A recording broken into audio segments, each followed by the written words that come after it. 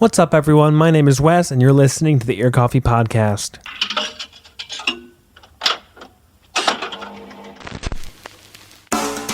For today's special episode, I talked with members of Pennsylvania punk band Boyfriends.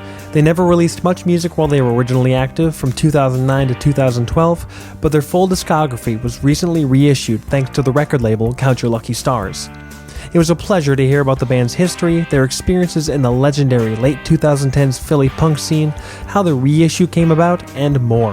Without further ado, here's my conversation with Chris, Matt, and Brian of Boyfriends on the Ear Coffee Podcast.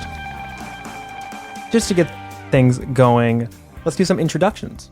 If you want to just say your name and what your role was in Boyfriends and just kind of a little bit about that. And maybe speak for Michael and Brian, who are the two members who are not presently here, just so we get a gist of who's who in the Boyfriends universe. Oh, I heard some glass breaking. Are we good? It was actually some sleigh bells. That's my cat, Joe Reinhardt the Fourth.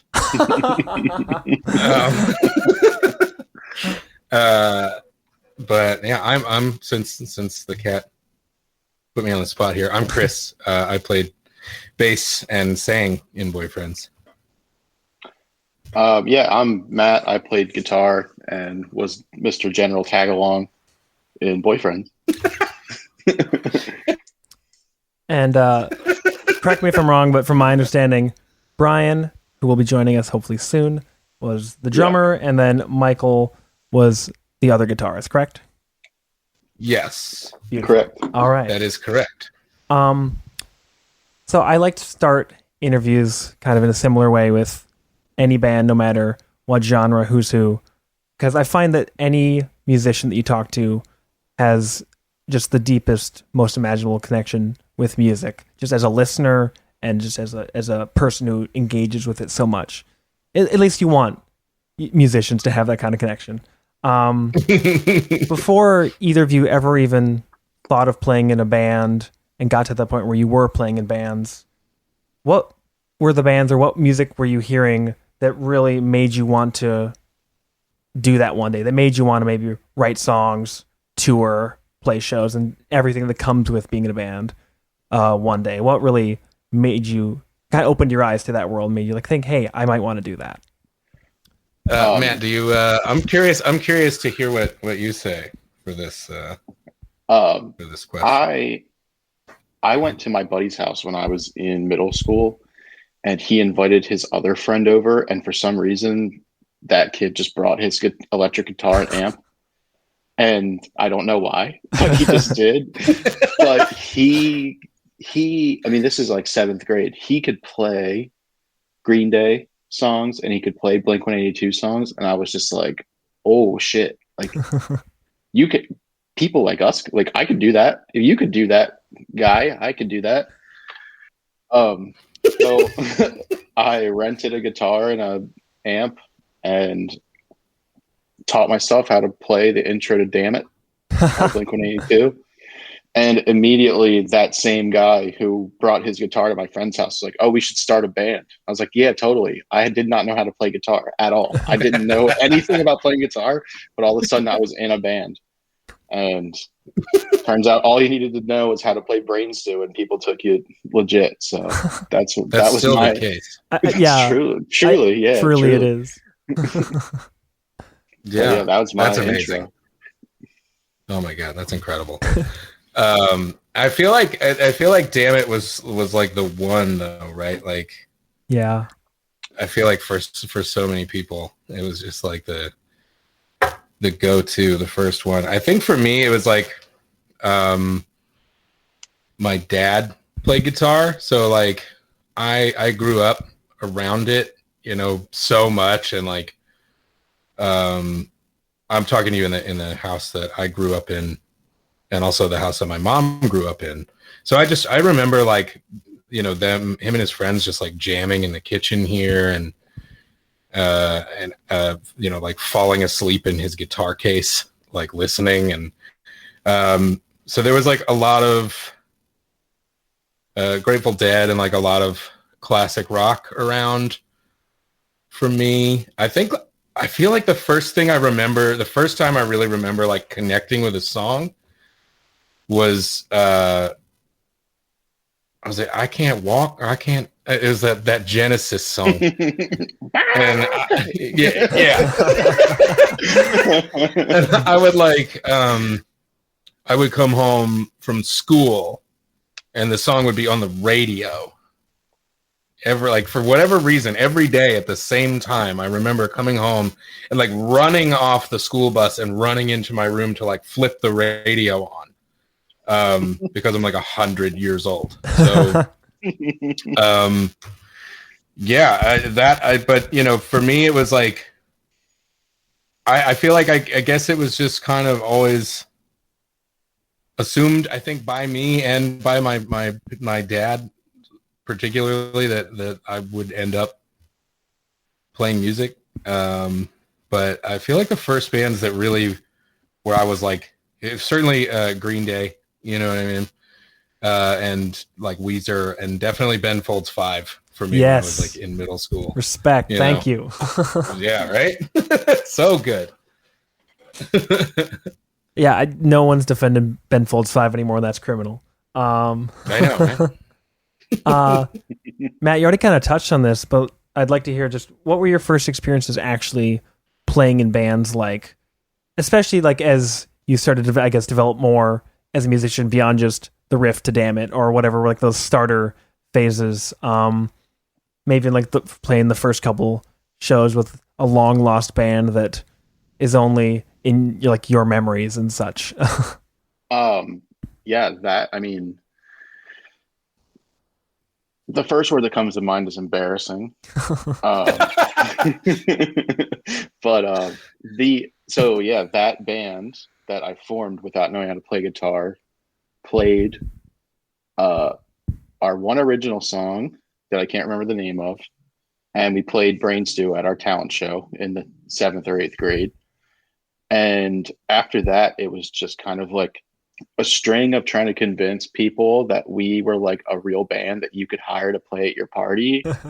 And we would like play. We played one party and everybody just like so quickly lost interest because we were trying to play like, I don't know, Sugar Cult bouncing off the walls, and like didn't actually know how to play it. Just like two dudes knew how to play it and the other guys just stood there. We played Brain Stew again. We played, we just like stood there with all our stuff in their garage, and their dad's probably inside rolling his eyes, pissed because he's trying to watch whatever. But The game's on. Come on. It's just like a lot of that until pretty much high school, and immediately following high school, then it was like way more serious. First touring band was like the summer after I graduated. So that was like, I kind of got thrown into it pretty quick. Was that Circus? And then that was Circus. Yeah. But yeah, that was pretty much it. And then from then it just kind of slowly turned into Boyfriends, I guess, and beyond. Yeah. At least recognize Circus Circle, was it? Circus. Circus. Cause Yeah. I at least recognize that because that was like somewhere on like the rate your music page. It's like you've definitely. made it to at least. We were like, we would like pump money into Pure Volume to get on the like number one artist and stuff like that. You know what I mean? Pure Picks or whatever it was. Oh yeah. Oh my God. Yeah, we would like, oh man, the amount of money wasted on the stupidest thing. Yeah, it's so funny. And the things that like people tell you have to waste money on, and then when you have that realization that like none of this shit matters. No. Like even a little bit. That's the thing that makes me crazy about the music industry right now, is that like everything is so based on like your Spotify numbers. Oh, Brian's here. Hello. Hey, Brian. Hi, Brian. Yeah. Nice to meet you, Brian. I'm Wes. Glad to have you here. We haven't been going for too long, so you didn't miss much. This is Brian. He was the drummer. Very excited to have you here as well. Thank you for having us. Of course. Chris, why don't you finish that thought if you had anything else to add to that, and we'll keep rolling. Yeah. So it's like so based on your Spotify numbers and your like your Instagram, Twitter, Followers. TikTok followers, and it's just like none of that makes you any money. Like even if you sell like 1 million widgets, you know what I mean, you'll get like $10, and it's like it's a huge problem. But I think that for me, like there were definitely, like you said, a lot of bands that are lost, like, or like exist now only in like my memory and the memories of the people that were in them. Certainly, I think I probably was in like more bands that never did anything, including playing a show, than I am been in bands that have like released records and gone on tour. That's almost like a bragging right, I'd say. Just like, like who has the most failure to launch like high school bands. Oh yeah, definitely. It's a you know, some of them were pretty funny, and some of them were good. I think. Yeah. You know? Yeah. As good as a high school band can be, which can be pretty damn good. Brian, just to loop you in here a little bit, I was just asking, what were your first experiences playing in bands? Like, likely these are like high school, middle school bands that, as Chris was saying, that exist only now in your memories.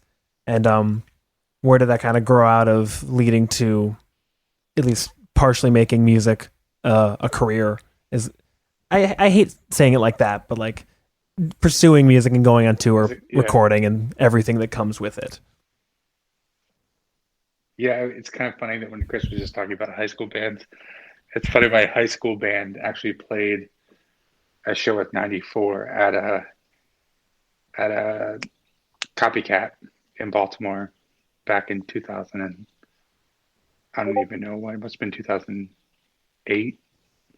It was probably even earlier than that, because we were a 2-piece in 2008, and I think that show we were a 3-piece still. Yeah, and it was my high school band, an artist from Lancaster named Ben Britton, and 1994, and it was a total shit show. It was a shit show. No kidding. It was not. Yeah. But your band was good though. It was, yeah. And so in terms of my experience of high school bands and memories and blah blah blah, we had like it was like a little, I don't know, like high school stoner bluesy rock band thing going on, and I think that lasted a little bit after high school, but after that started playing.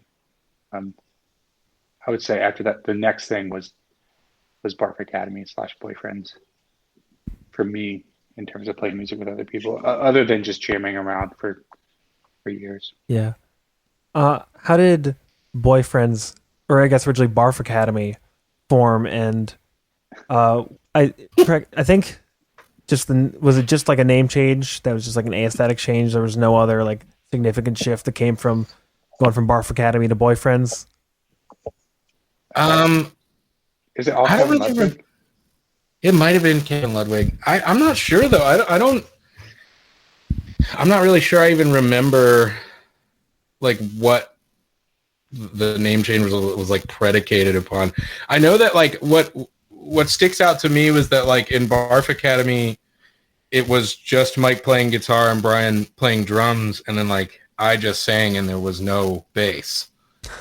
And so on those like earlier demos on the tape, you know, like you can hear, it's just like Mike's essentially using like the setup that I used in 1994. I think even using my guitar.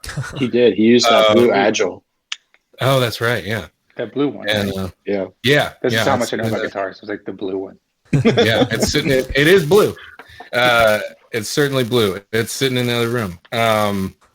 But yeah, I started playing bass around the time that we changed the name, I think. Yeah, it started And with I'm not sure why we ever stopped. You know, like Barf Academy was such a good and cool name, like Yeah. destined for success. Can't wait to see like the yeah, Barf no, Academy best new reissue review or something in like 2024. both names were just taken from the fact of this would be funny to call a band this name. And so that's kind of how they both stemmed. But yeah, I would probably say agree with Chris. It was Barf Academy was kind of when it was like me and Mike jamming along, and then we then pulled Chris in. And then, I'm pretty sure you guys didn't even like want me in there. I just like forced myself into the situation because I was bored.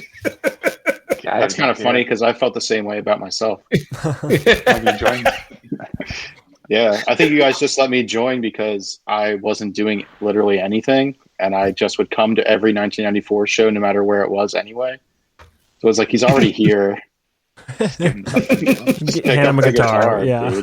Yeah. I think really for us, I think, Matt, it was like, you know, we didn't, it's like, it's not like we needed another guitar player because Mike used the Line 6 loop pedal so much. Yeah, but it was just that like we just loved hanging out with you. So we were like, yeah, let's just give him a guitar. next door, and then we can hang out all the time. Yeah, and you live next door to the stomping grounds. Yeah, which I totally forgot about until right now. That house is for rent. That you live directly next to stomping grounds, and it was like we crossed the roof. Yeah, it was just one big house. They're just, you know, there was just 2 or 3 ways into each one. We talked about knocking the walls down for a second. Yeah. Cutting a doorway. Building like a little tunnel. Yeah. Yeah. Yes. So when Boyfriends was starting up, what were the early days like with, I guess, playing in that group, as well as I believe most, if not all 4 of you were playing in at least one other group at that time. What was it like balancing that while also trying to get going with Barf Academy / Boyfriends and working on those early songs and playing shows and such? Yeah, I think it was I think it was nice for Mike and I because it was like we could just kind of pick and choose, and it also allowed us to like just spend more time like if 1994 had just gone out with like grown-ups or something who we loved hanging out with, to be like, oh well, obviously we can't do another 1994 and grown-ups tour right away. Let's do a Boyfriends and grown-ups tour, and then it'll be even more insane. and like, you know, how much more trouble could we get into? How much more often could we get into more trouble? You know? Yeah. I think we tied, because I don't know if I was in Snowing. I guess I was at that point. Or at some point while we had Boyfriends, Snowing happened. Or me joining Snowing happened. But yeah. But I think that's true. Like we would often just tag Boyfriends into something else that might have been going on at the time. Like Chris had mentioned, I think that was Chris referring into a particular time where they 94 toured with the grown-ups down to the fest, and then Boyfriends kind of toured back. And so it's just kind of a convenient way to like mix it up. And I think there were Did you? Go ahead. Oh, sorry. Did you guys fly down to that fest? You two? No, I toured down. That's right. And then Matt, yeah, it was just kind of like Matt, you toured down. We all rode down together, I think. Okay, yeah, I was trying to remember. Yeah, we all rode down. That's right. Okay. I know there was like one fest where like some people flew home from Gainesville, and I was like, I didn't even know there was an airport here. That's like some rich things. I think that was Big Kids. Big Kids flew from out of Gainesville. Oh, that's right. Yeah. We picked them up in Philly and went down, and then they left from Fest. Right. Okay. So I wish It's all soup. it is also. Everything is I wish we soup. were rich enough to do that. Yeah. Fly around. I still wish I was rich enough to do Yeah. stuff like that. You know? When will they have private jets for like twinkle emo bands? Come on. I know, right? Like, I just want to take like a weekend flight to Switzerland. You know, my friend Mark and I have been talking about it. Being wealthy enough to like just be like, "You want to go to Switzerland this weekend?" Yeah. Sure. That was Chris. That was the deal with this Ear Coffee podcast. Oh, okay, cool. I didn't know that, Wes. That's awesome. Yeah. They fly you to Switzerland. Yeah. Yeah, I do. The Yeah, transfer is pending. Yeah. Yeah. you two can spend time in Lucerne and spend more on a seltzer water than you would on a nice fancy beer. Exactly. That's living the life. I'm extra interested in kind of hearing your perspectives on this as people that have played in just so many like handfuls of bands from that era, and obviously so much has been made in hindsight of that era of specifically like Philly and then just kind of Pennsylvania, East Coast. Like that scene was very self-sustaining, it seems, during that kind of era that so many people look back upon with like rose-tinted glasses now, and not without reason. But Boyfriends at least sounded a lot different from even like the other projects y'all were playing in, but just a lot of the other bands that have kind of been reevaluated and gotten a lot of attention. Like, hey, this is a super slept on record from like 2011, and then people talk about it. Where Boyfriend sounds a lot different from a lot of those bands so far. So I'm curious, like, when Boyfriends was going on, where were you taking inspirations, just kind of musically, songwriting wise, from those contemporaries that you were playing with, either in Boyfriends or in your other bands, or were you at least kind of somewhat consciously trying to like cut your own path in through the jungle of East Coast emo in 2009? I think, you know, I made a joke to my friend Angel the other day that I was like, because it was like the day that the tape came out, and I was like, I don't know why, like every band that I played in up to a certain point just ended up sounding like Hoover. But you know, that was definitely the case, and I think like to a certain extent we certainly like were influenced by like the people we were spending time with. I think for us, you know, for us, I don't want to speak for everybody, but you know, I feel like we were definitely certainly like a heavier than Yeah. a lot of those bands, and you know, clearly listening to like a lot of Bear versus Shark and Yeah. and like Fugazi, you know. Yeah, I was primarily playing in hardcore and metal and kind of screamo bands that were not involved in that scene at all.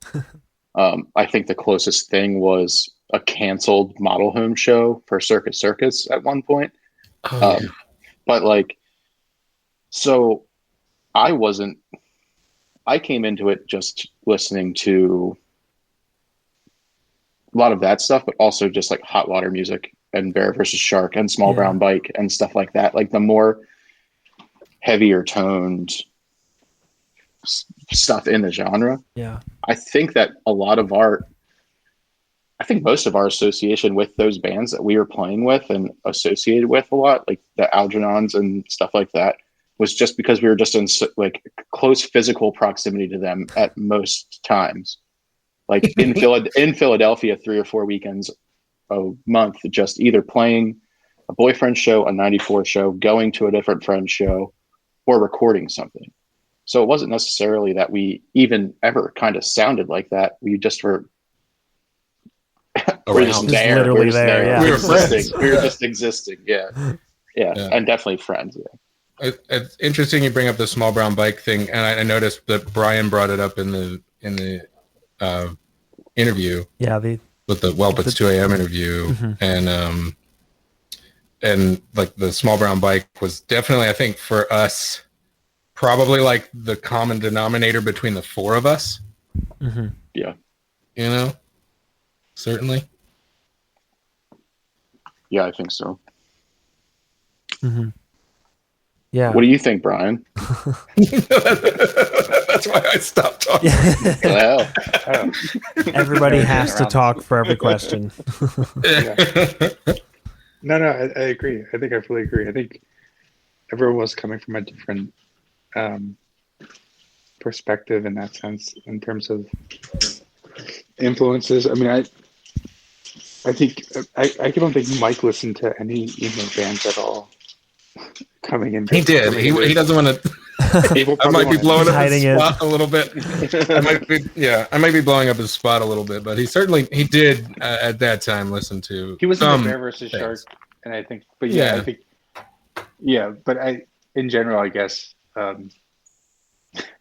he, yeah, Small Brown Bike was probably the biggest influence to me in terms of connecting that to Boyfriends, Mhm. or even I mean, at least from a drumming perspective, dare I say, Motion City Soundtrack was, drumming wise, was like a kind of a little niche for me. Mm.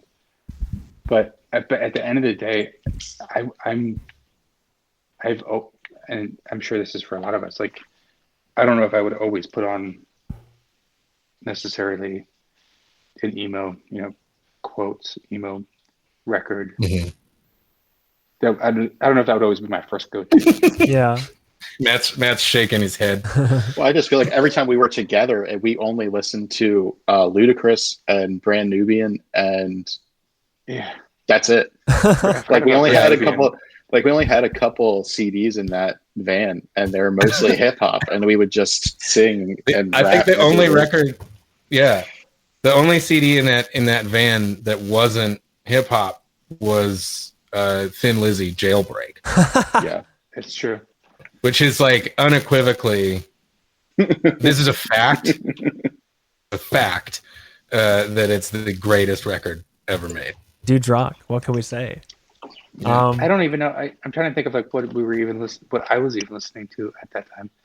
I have to say, I mean, and this has just been happening for the rest, since then. It's just obsessively listening to Yo La Tengo, which has no musical reference at all to what we were playing. I mean, So it's besides, like, there are guitars and vocals. there's Yeah. there's humans. There's humans. Yeah, in they're the band. humans playing guitars. And I think Brian said this in the interview too, which I was like, that's really accurate. Great job. It was that when we were making something, we never really set out to be like, let's write something that sounds like this. It really did happen quite organically that we would just kind of fuck around until something sounded cool to us. You know what I mean? yeah. I don't ever remember anyone having an idea that they brought to the table. Yeah, was always I just don't think very there was ever organic. I don't think there was ever like I wrote this riff, check it out, Yeah. Which is, there's nothing wrong with that. It just wasn't our creative Approach, process. Yeah. There are a lot of bands are formed just based on a riff, to say the least. Right. But it's also weird to kind of imagine like a band getting together for practice and just like, we're going to make a insert band name here song, or we're going to make a song that sounds like this. It's always like somewhere in the middle.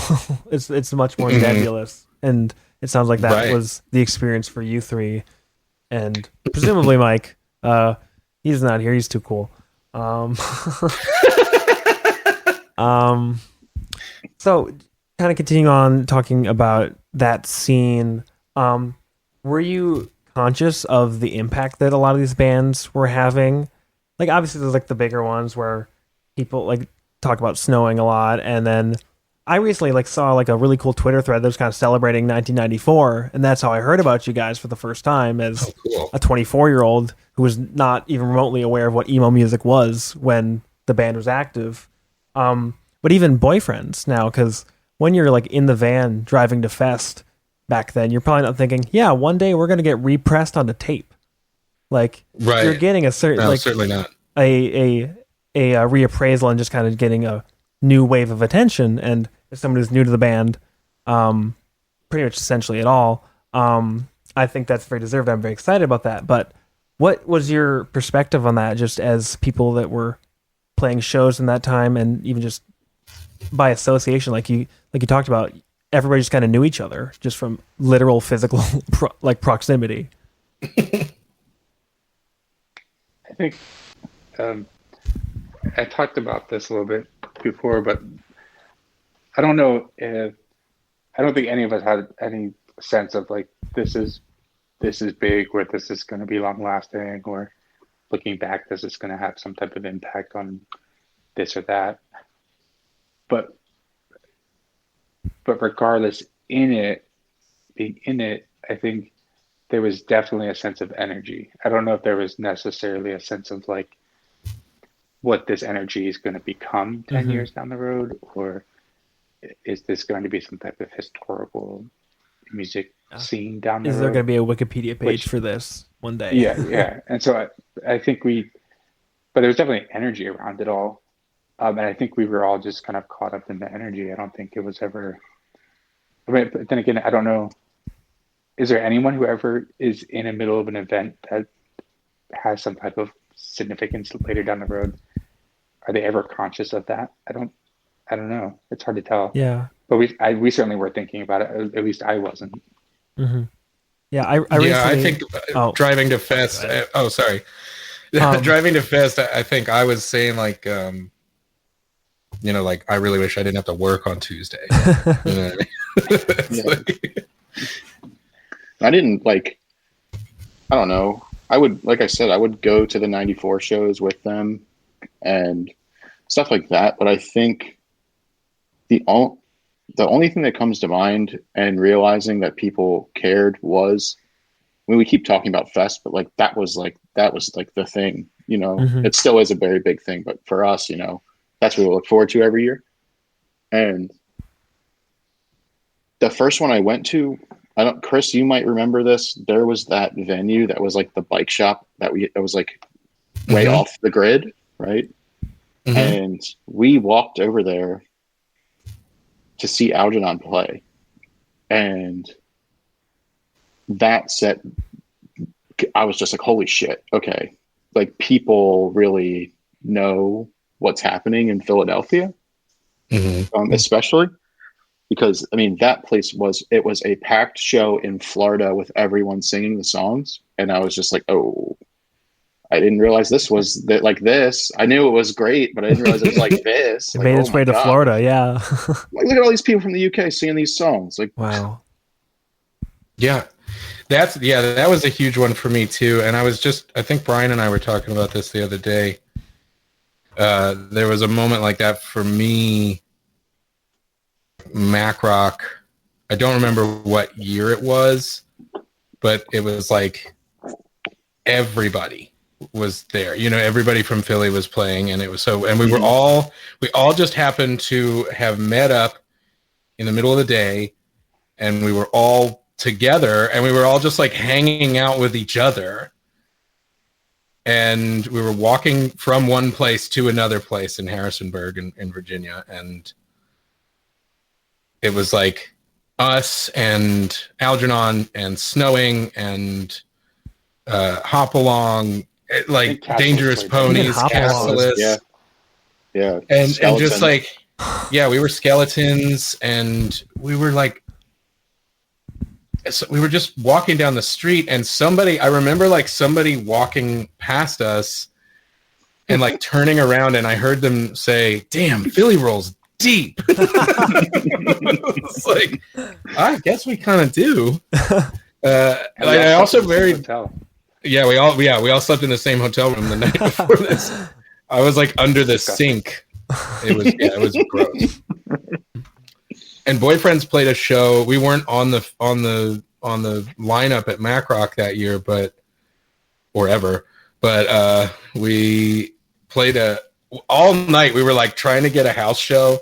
And then, oh my God! Like, we were trying to find a house show. Like, we'll find one. Don't worry. And we were like down to the wire, trying to find a house show. And then it's like 11 p.m. Matt, was it you and me? We're sitting outside of the Artful Dodger with like Joe and a couple other people, Joe Reinhardt, and we were like, okay, because we were like trying to pace ourselves. We were drinking, and we were like, yeah, you know what? We're not gonna get a show. Screw it. And then like we did a bunch of shots or something. We like drank really, really quickly and got really drunk. And like 20 minutes later, Brian comes around the corner. He's like, I found us a show. Let's go. And we were like, oh no. And I think I was so drunk I forgot my bass lines, and I was just pushing my bass into the ceiling. Yeah. And I looked up, and John from Snowing was like crowd surfing in the like Jeff Goldblum in Jurassic Park pose. Oh my goodness. And like taking his glasses off and looking at me. But and then the cops, Yeah, I remember. we played a set. They didn't come to the show. They called. Yeah. They called on the phone, and they were like, don't make us come down there. But didn't the people that lived in the house were like, yeah, okay. didn't we play our set and then someone else tried to play and they got like 2 songs in? Or was that I think our it was set? it was ours. It was only supposed to be it was supposed to be us and either Boys and Sex or Castless. And That's right. we played 2 songs and they were like, yeah, you gotta stop. Like, this is too much. You gotta chill. It's good you to hear gotta that chill. the cops are still have been shutting down house shows just for every generation, probably since like the 60s. I don't know if they had house shows in the 60s. Oh yeah. I'm sure they did. Oh yeah. Yeah, that's fascinating actually. Like, just as someone who has witnessed the reappraisal with no prior knowledge of like having been there or been so terminally hip that like I knew all these bands before they like got like reappraisals and like everyone talked about them like on Twitter. Like, It's important to note that in that entire story, Algernon was packing a venue and Boyfriends was begging for shows until midnight. Very different. I had so like that. I was just telling this to somebody, and this just reminded me of this. I brought this up back then 10 years ago, and we didn't do it. But I always had this music video idea for Boyfriends where,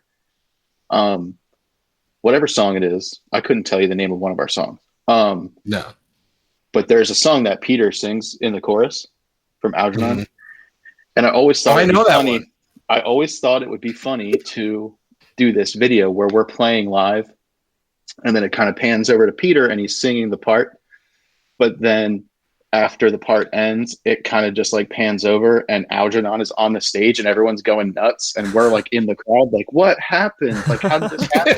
Everyone get all the glory.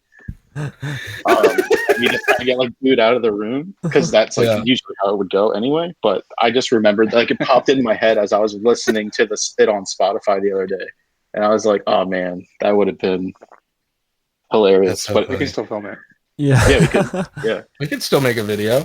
We could make a scarecrow for Mike. yeah. Yeah. you heard it here, But folks. that's First. so funny. Yeah.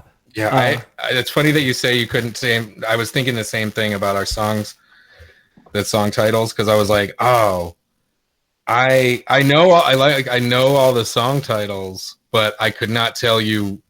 That's the only one where I'm like, that's the one that title correlates to. You know what I mean? Like, there's no. Yeah, I could tell you like, why it's the title, like why what the thought process was. But if you said like which song is Mark is Gary, I have no idea. Right. The last couple like minutes of talking have kind of been this already, but what are some of your fondest memories from your time spent in Boyfriends, whether it was trying to find a show and getting too drunk, or even like recording the like 9 or 10 songs that were originally released around that time, or tours? Just what were the times that you really look back on in the best light from this era of your lives and being in Boyfriends?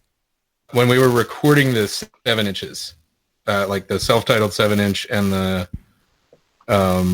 split or the split, the split, and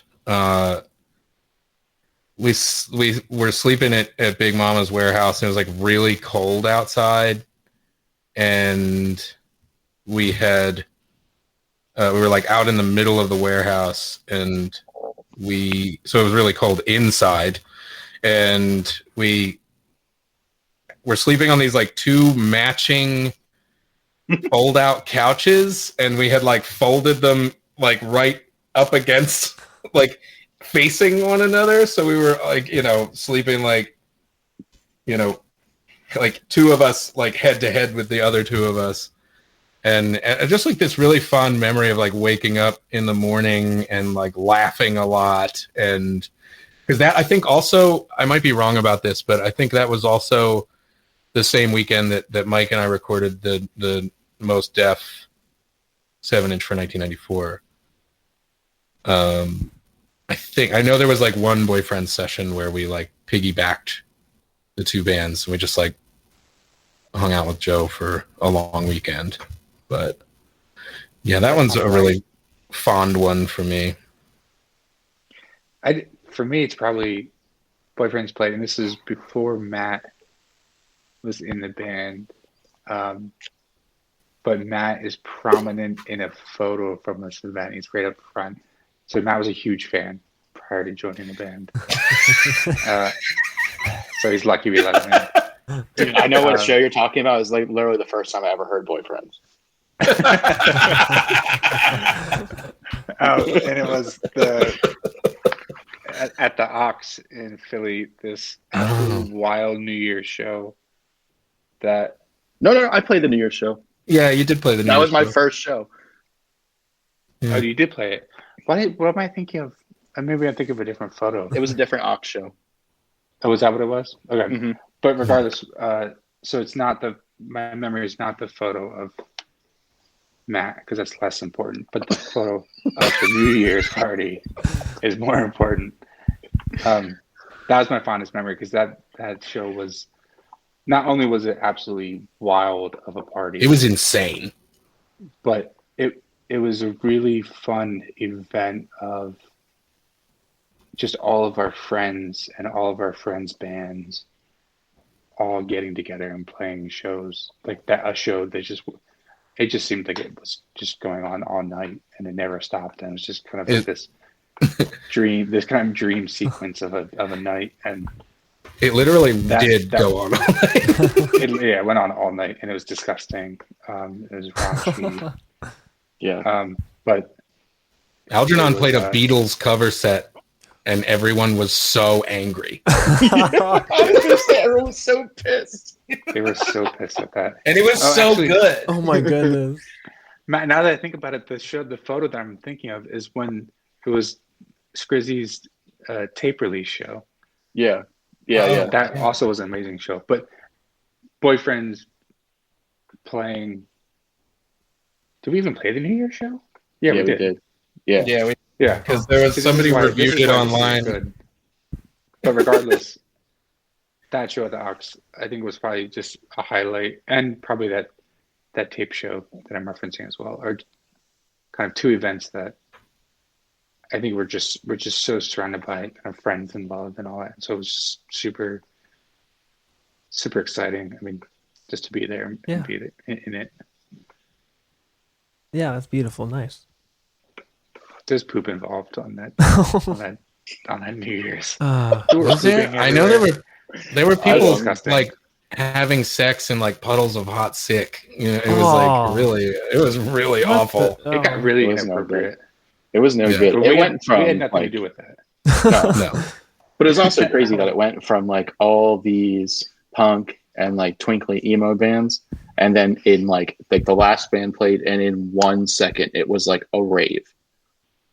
Like it turned into it was two parties kind of combined. Yeah, It was like a two-parter. that other party was That was the bad party. that was the good. bad time. Yeah, that was a bad time. Algernon Beatles set good. You're The good. second half Bad bad. time. Yeah, it was so bad. Oh gosh. Matt, do you have one? I think, the things that really stick out are definitely that 2010 New Year's.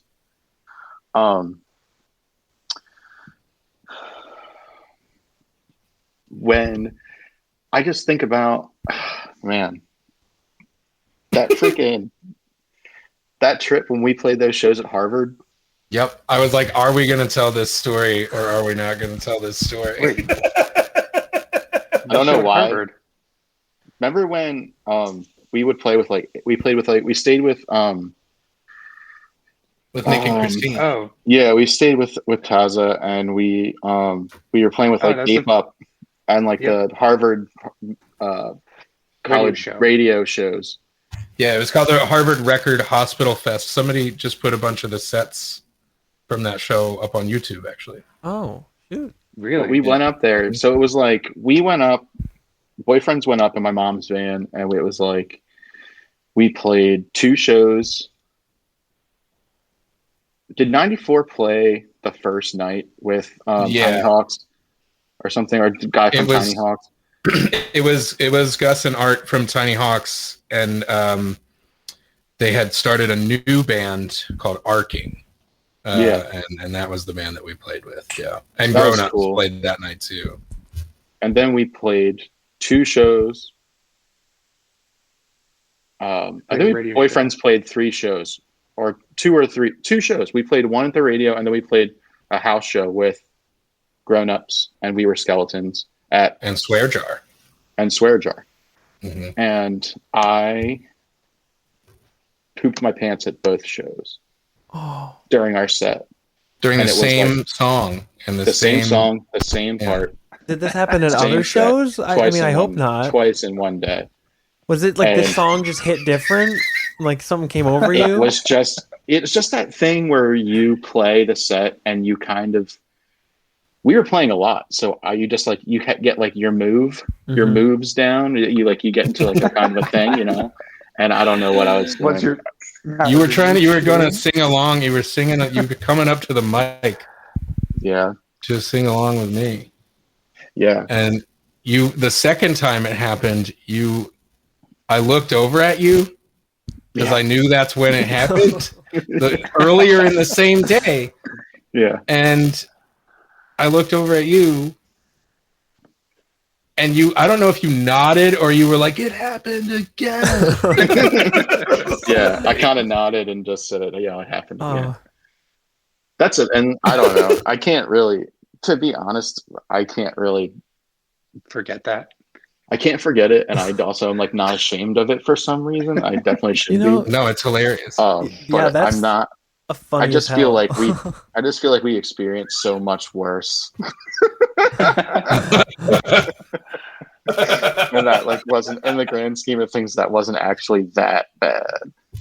But that No, show, I can- I mean, but that trip was like really fun. That was like Mhm. one of those times we were talked about. Like we all drove up and then met up with Grown Ups, and then 94 and Grown Ups went on tour, and me and Brian drove back home. So it was like another classic kind of Boyfriends tour where Mhm. halfway through the other band would depart.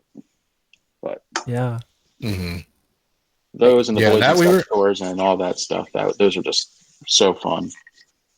Yeah, super super fun. We were in Boston for like 3 days or something, which is way too long to be in Boston. That Yeah. was the first time I met Nick. I think Really? Nick and Christine. Yeah, I think it was the first time I met them. That's surprising. I play in a band with Nick and Christine now. Well, as much as anybody plays in a band during the pandemic, but and we No, actually not all really. live in different cities now. But we play in a band together called Everywhen.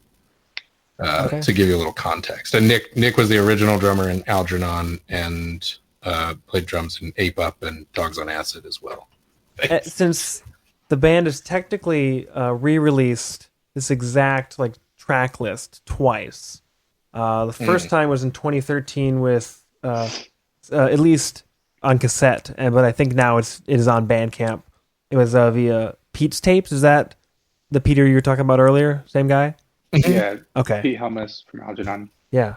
And then now, you already had a prior relationship with Keith and Count Your Lucky Stars, and now since they're back, they're reissuing the exact discography once again. So I'm curious, what drew you to re-releasing all of this material, most of which I think is even new versus like the few releases and like comp tracks you'd put out when the band was active. What drew you to re-releasing it in 2013, even if just with cassettes? And what was the process like this time, just doing a second re-release? And how are those two, I guess, conversations you guys had? How are they different, and kind of was maybe stayed the same with your mindset about just getting the music back out there, getting some more attention to it? Yeah, I think the conversations were kind of the same, which really were just, hey, do you want to release a tape? And yes. And that was the conversation. Pete wanted to release it. Honestly, I can't remember why we originally did it. I think it was just because it was fun, because Pete released a record or tape by one of Evan's bands. I can't remember which way. It was Holy Death. Was it Holy Death? Mm-hmm. It was a cassette, and then he, I guess, was just kind of going on this whole tape endeavor, and so was always a fan of Boyfriends and wanted to release the Boyfriends Discog tape. So at the time, I was living with Pete at Big Mama's warehouse, and so I think it was just kind of one of those things where just as spontaneous as things can get in that warehouse, is just kind of like, yeah, let's do it. And so I mean, tapes are dirt cheap and just kind of a fun, That is true. Best nostalgic thing to do. So we were just like, yeah, we can afford to do this. I don't think it sold any. I think it just sat in a box. I think I got, you gave me a few, and I got drunk at a 94 show in DC and just like gave, handed I them have out to people. a copy here, but I don't know where those tapes are. They're probably gone. But in terms of Keith, yeah, we knew Keith from releasing the 7-inch EP with our friend Danny Scrizzy, who at the time was just running this little thing called Slow Growth Records. And then Keith, I guess, reached out, I don't know, a few months ago, just asking, hey, I would love to release a Boyfriend Discog tape. Because I guess, I mean, I think maybe in the naming of the Discog tape, that mediocre punk band that never got its due, maybe. And so I think Keith maybe felt very the self-deprecating. same. Yeah. Yes, Keith. Yeah, Keith definitely felt that we were very mediocre. No. Or just that, like a band that people like and that never got its due. Maybe is what his thinking was. But he asked us to do it, and I said, yeah, sure. And it was all. I mean, for me, it was all nostalgic. Mm-hmm. Sure. People have been really sweet about it too. It's nice to receive that kind of I don't want to say validation, but like, you know what I mean? Like, it's nice to know that like sometimes people think about it, and because I certainly do. You know, it's like certainly one of my. I think Boyfriends is like my favorite project I've ever been involved with. Even if it's the decision making for both these re-releases was as simple as, hey, do you want to do this? Yes. Did you revisit, like, even if it was just like the MP3s, but like, did you like re-listen to the songs maybe like for the first time in a while during the process of each of these re-releases, just kind of getting figured out, getting announced, heading out the door, and with cassettes and digital distro and whatnot? Yeah, we had to revisit it. We actually had a friend of Matt and Chris's kind of remaster it. Okay. Not necessarily remaster it, but can recompile the audio tape sides, just because those files were long lost from the last time we did the Discog. So there was kind of like some re-listening. It made me realize, like, oh, we stopped kind of at a point where we were starting to get our stride. And then it also made me realize, wow, those earliest demos are really bad.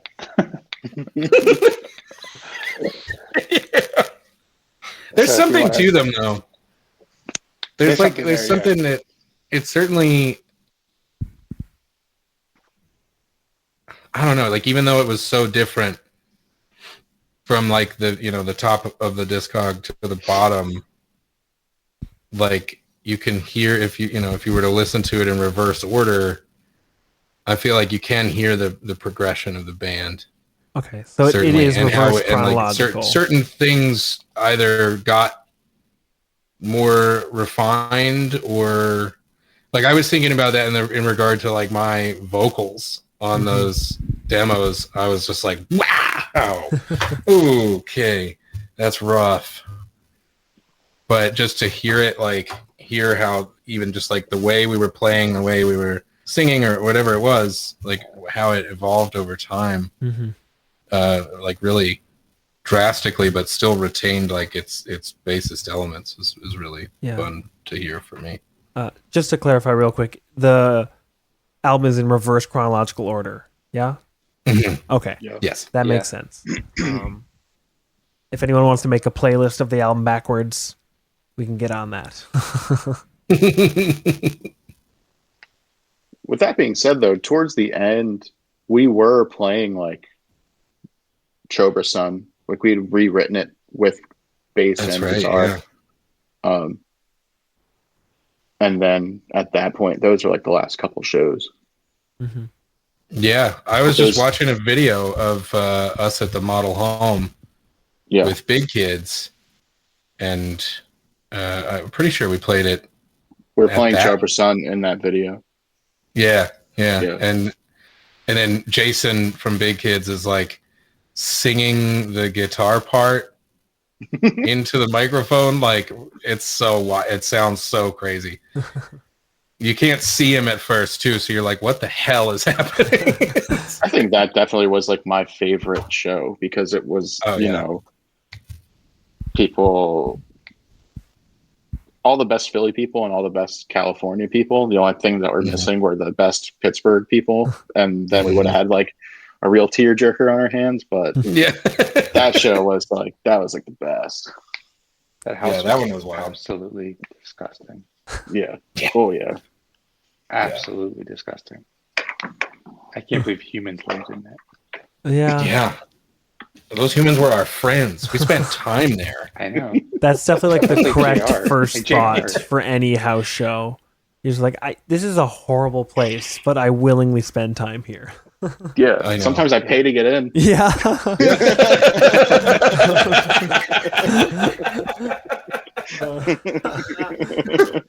It's funny to think about Juice, like thinking like Juice now versus Juice back in the day, JR, like living in that place. It's like, and us too, you know what I mean? Like, could you imagine living in a place like the Stomping Grounds right now? Like, I think if we lived there any longer, we wouldn't be living anymore. At some point. this isn't a home, it's a tomb. Yeah.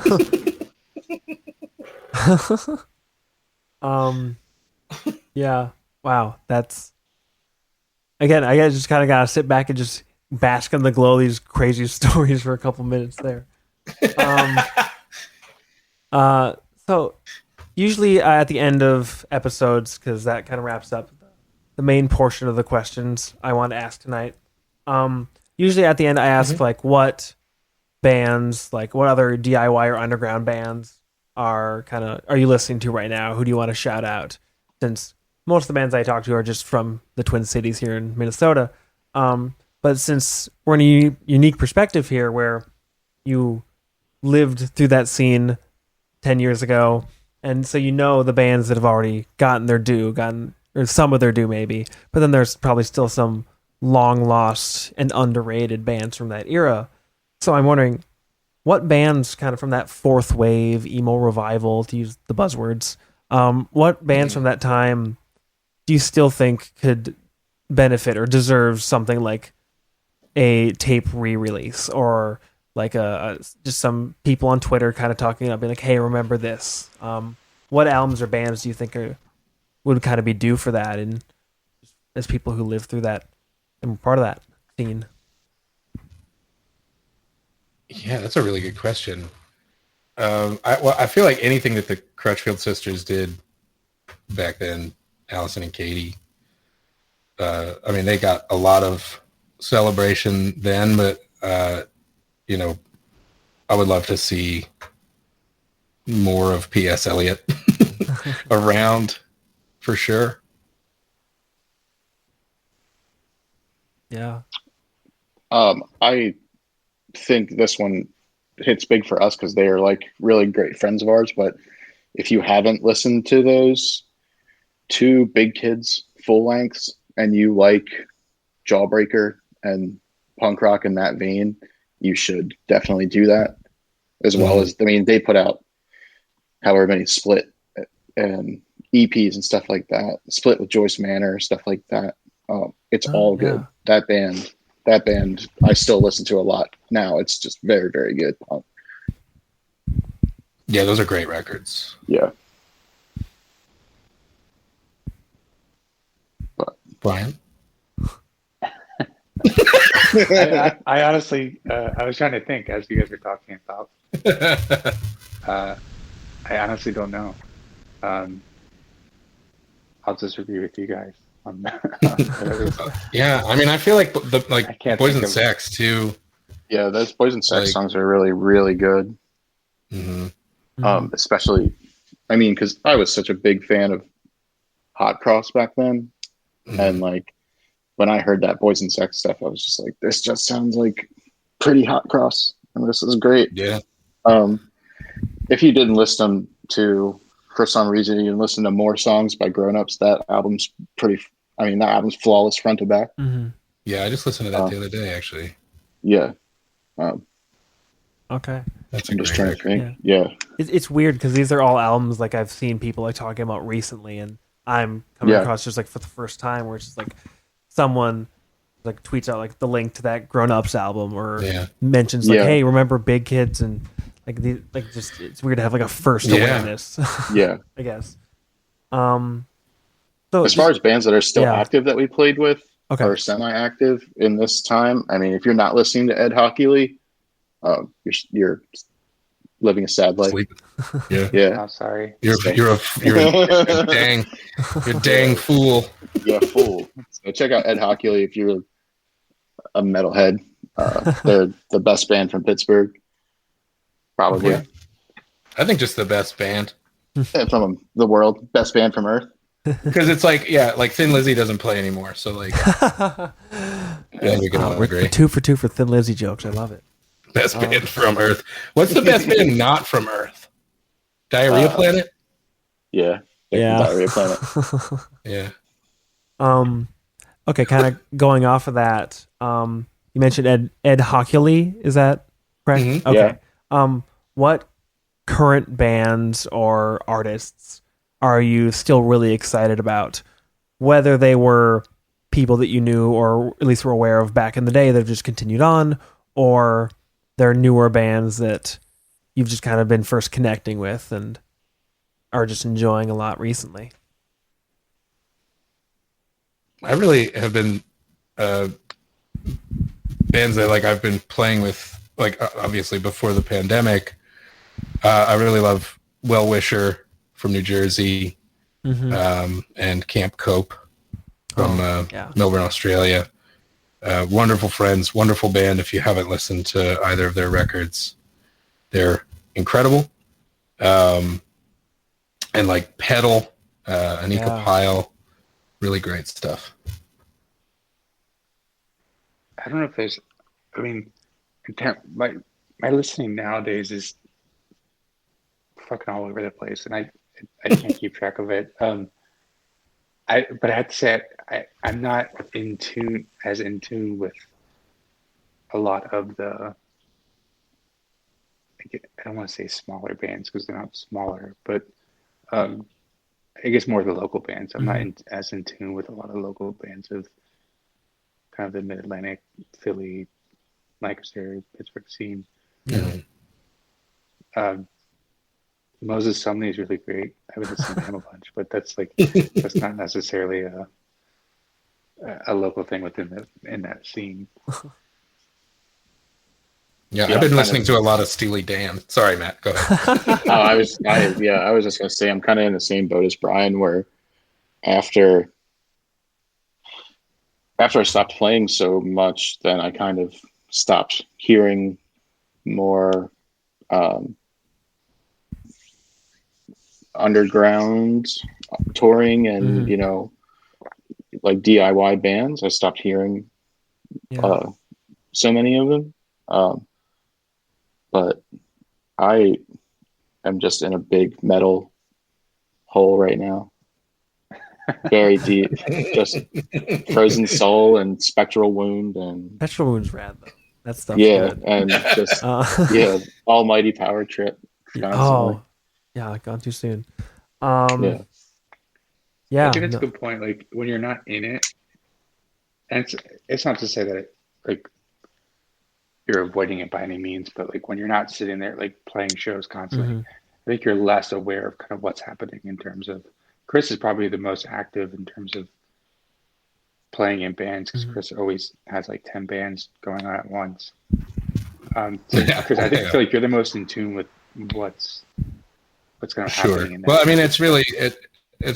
You know what I mean? Like if I wasn't still playing, I wouldn't have met any of the people that I just mentioned. But also too, I think it bears mentioning that Mike still performs a lot. Yeah. And like very internationally. He has a project called Nah that he's been doing for a long time. Like even when Boyfriends was still a band, he was beginning to work on that in the basement, and now he tours. Like he was just in South Africa, and he's going like plays in like Korea, and he plays all over the world. It's really amazing stuff. It's really just like very avant-garde, like hip hop and noise and like manufactured sounds, and he does the whole thing live while he plays drums, and he's the only person in the project. So it's like it really is remarkable to watch. That's NAH or NA. Mm-hmm. Yeah, just okay. He releases like 10 albums a year. It's like I think he has more albums than Guided by Voices at this point. Wow. Seriously, just finished that's legit. The same day the tape was released. What's that? He released one with the Wiki.